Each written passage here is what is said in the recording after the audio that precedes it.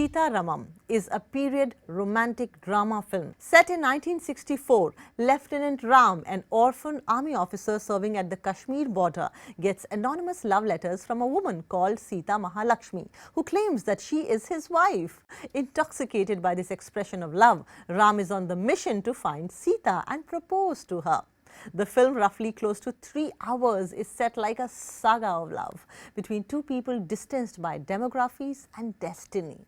It has a lot of drama thrown in, with references of Indo-Pak war, Indo-Pak diplomacy and its after effects in foreign lands, the militants' secret nefarious attempts to divide the Kashmiri Muslims and Hindus of Kashmir in the 1960s, and the multiple operations that Indian army takes there.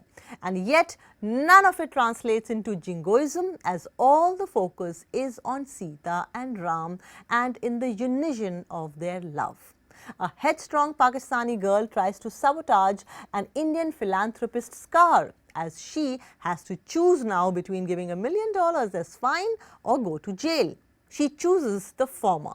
She travels back to Karachi to get that money from her grandfather, Brigadier Tariq, to find that he is no more.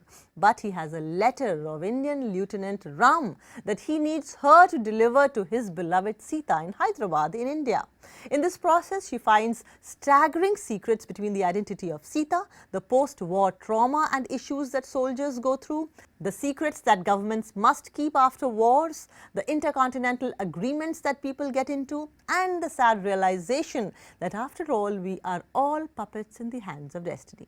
Extremely rare and a good plot that we generally don't get to see in Hindi movies often or Indian cinema often.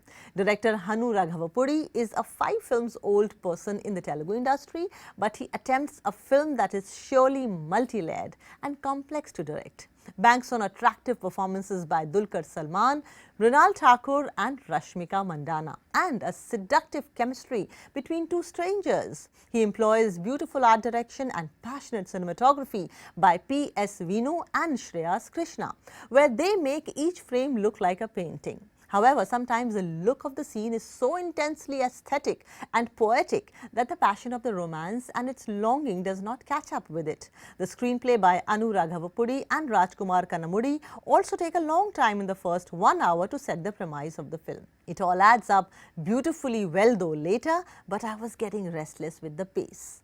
On a different note, I am yet to see a film which employs Indian Army in the story to be true to the real culture, ethos and day-to-day workings and terminologies used in the army. For example, there is a lack of an eye for detail here where the scenes about army were concerned. Unfit men, overweight men in the army are non-existent. And also the words and the designations and the interplay is often not detailed and accurate.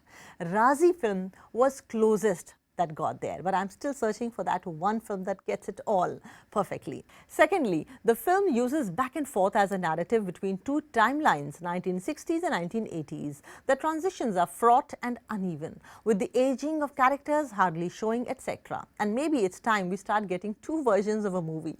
One, the long and indulgent 3-hour film for patient ones, and the other, shorter version, like a 2-hour film. Made on a budget of just 30 crores, the film is magnified in scale and global in sensibilities. Watching Sita Ramam is a fulfilling experience at the end of it.